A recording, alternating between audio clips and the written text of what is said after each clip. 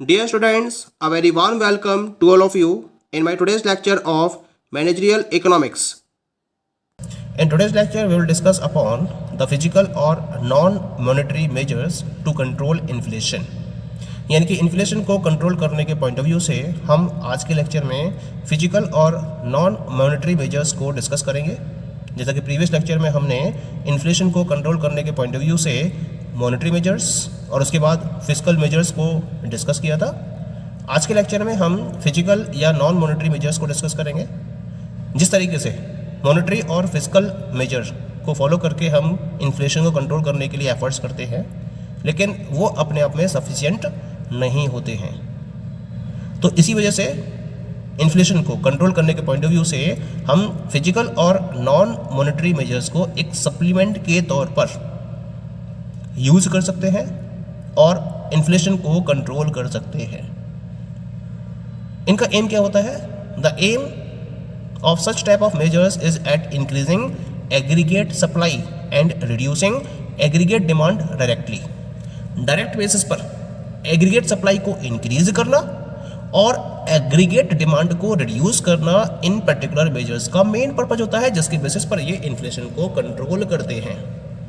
कौन कौन से मेन फिजिकल और नॉन मॉनेटरी मेजर्स हैं? Let us have a look at all these particular measures. The very first one is the two increase production, क्योंकि aggregate supply क्या करनी है? मुझे इंक्रीज करनी है। और एग्रीगेट सप्लाई को इंक्रीज करने के लिए सबसे बड़ा तरीका क्या है कि आप प्रोडक्शन को इंक्रीज कर दीजिए, तो इन्फ्लेशन कंट्रोल में आना शुरू हो जाएगा। अब प्रोडक्शन को इंक्रीज करने के लिए क्या क्या पर्टिकुलर पॉइंट्स फोकस किए सकते हैं या फिर किन किन फैक्टर्स को कंसीडर किया जा सकता है? The first one is one of the foremost measures to control inflation is to increase the production of essential consumer goods like food, sugar, clothing, kerosene oil, vegetable oils etc। सबसे पहले तो आप ये देखिए कि इकोनॉमी में ऐसे कौन कौन से प्रोडक्ट्स हैं जो एसेंशियल प्रोडक्ट्स की कैटेगरी में आ रहे हैं। अब उन एसेंशियल कंज्यूमर गुड्स की प्रोडक्शन को आपको लगातार इंक्रीज करना है और उसको इंक्रीज करके ही आप इन्फ्लेशन को कंट्रोल कर सकते हो। जैसे कि आप food, sugar, clothing, kerosene oil, vegetable oils या फिर और जो भी एसेंशियल गुड्स हैं, इनके प्रोडक्शन को लगातार इंक्रीज करते चले जाइए। अगर इकोनॉमी में इनका प्रोडक्शन इंक्रीज होगा तो इनकी एग्रीगेट डिमांड क्या होगी? इंक्रीज होगी। और एग्रीगेट सप्लाई, एग्रीगेट डिमांड नहीं, एग्रीगेट सप्लाई इंक्रीज होगी। और एग्रीगेट सप्लाई के इंक्रीज होने की वजह से क्या होगा? इन्फ्लेशन कंट्रोल में आना शुरू होगा। Second one is if there is need, raw materials for such products may be imported on preferential basis to increase the production of essential commodities। अब एक दिक्कत हो सकती है कि अगर आपको एसेंशियल कंज्यूमर गुड्स को प्रोड्यूस करना है तो उसके रिगार्डिंग आपको डिफरेंट टाइप के रॉ मटेरियल्स भी चाहिए होंगे।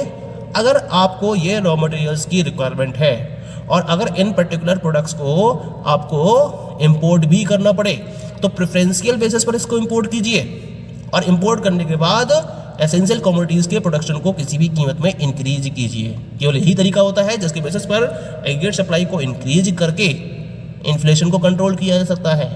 ठीक, ऐसे ही इसके अंदर थर्ड मेजर है। थर्ड मेजर क्या है इसका? Efforts should also be made to increase productivity.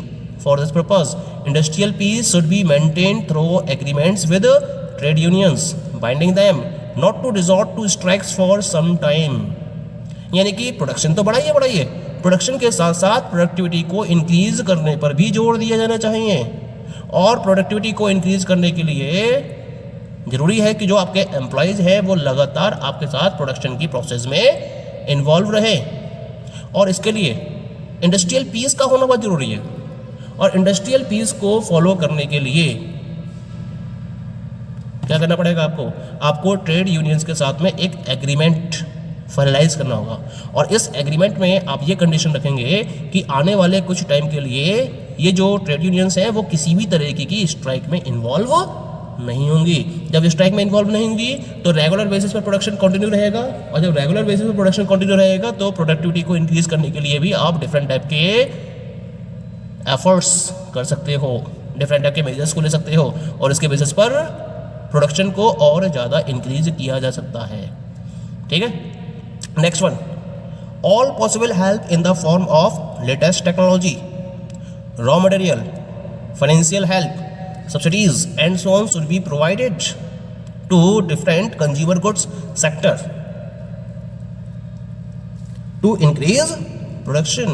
Production तो इंक्रीज करना ही करना है, और इसको इंक्रीज करने के लिए अगर आपको किसी भी लेटेस्ट टेक्नोलॉजी को इंट्रोड्यूस करने में कोई हेल्प देनी पड़ रही है, या फिर रॉ मटेरियल्स को अवेलेबल कराने के लिए हेल्प देनी है, फाइनेंशियल हेल्प के लिए आपको कोई भी पर्टिकुलर स्टेप्स फॉलो करने हैं, सब्सिडीज़ देनी है, तो इनको डिफरेंट कंज्यूमर गुड्स सेक्टर में तुरंत प्रोवाइड किया जाना चाहिए, क्योंकि जब तक ये सपोर्ट प्रोड्यूसर्स को मिलेंगे तब जाकर वो अपने प्रोडक्शन को इंक्रीज कर सकेंगे, और इसके बेसिस पर आप मार्केट में एसेंशियल गुड्स की मोर एंड मोर सप्लाई को एंश्योर कर सकोगे, जिसके बेसिस पर इन्फ्लेशन को कंट्रोल किया जा सकेगा।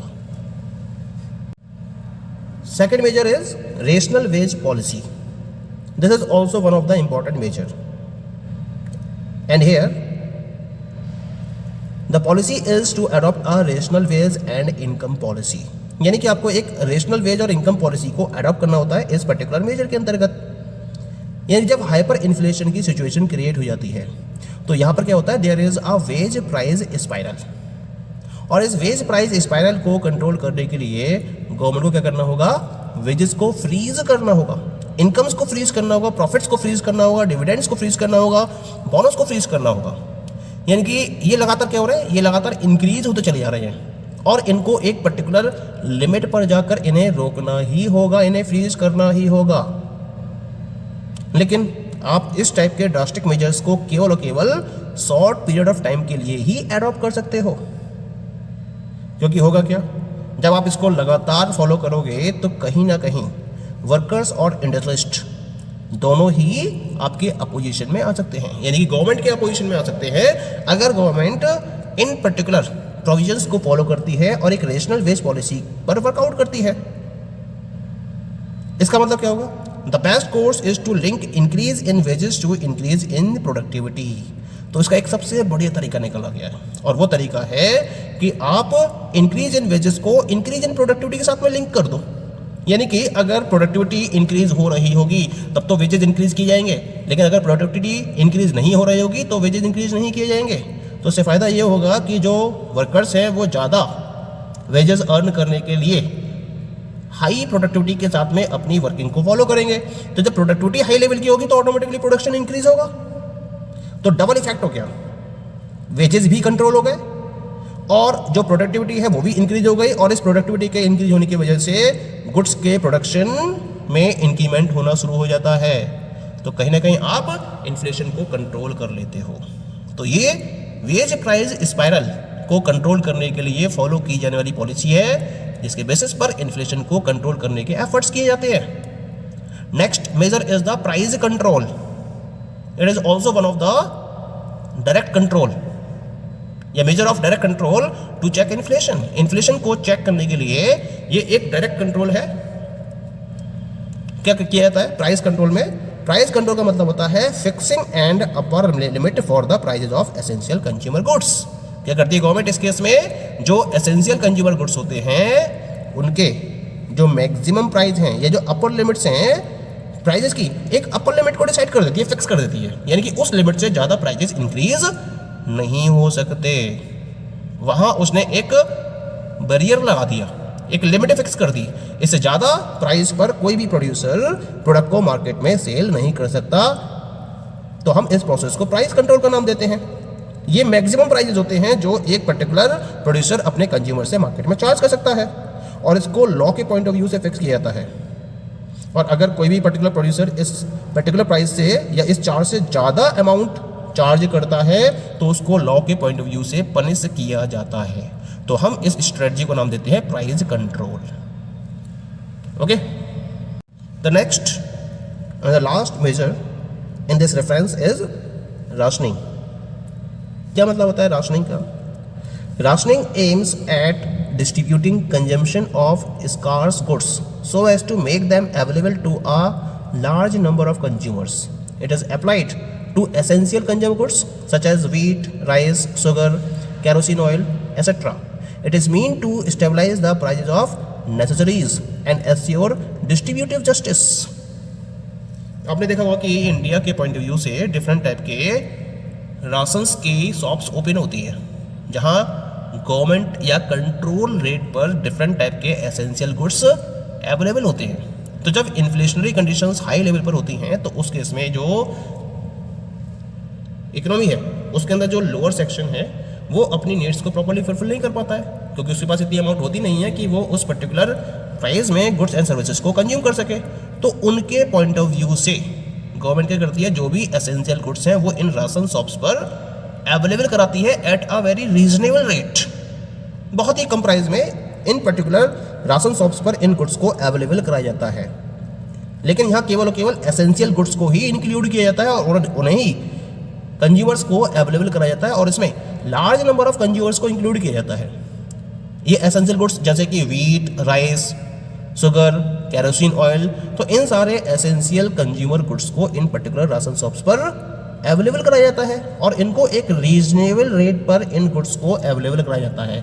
यानी कि जो मार्केट प्राइस होता है उससे कहीं बहुत कम रेट पर ये essential goods in ration shops पर अवेलेबल होते हैं, जिन्हें हम कंट्रोल रेट का नाम देते हैं या गवर्नमेंट रेट का नाम देते हैं। और इस गवर्नमेंट रेट पर ये गुड्स अवेलेबल होते हैं। जैसे मान लीजिए कि वीट है, गेहूँ है, गेहूँ मार्केट में 25 रुपये किलो के रेट पर सेल हो रहा है, लेकिन जब राशन शॉप्स में जाएंगे आप है ना, तो इन राशन शॉप्स में ये 2.5 रुपये किलो या 3 रुपये किलो या इस पर्टिकुलर रेंज में अवेलेबल हो जाता है। और इस पर्टिकुलर रेंज में ये जो पर्टिकुलर पर्सन्स है इसको आसानी से परचेज कर सकते हैं।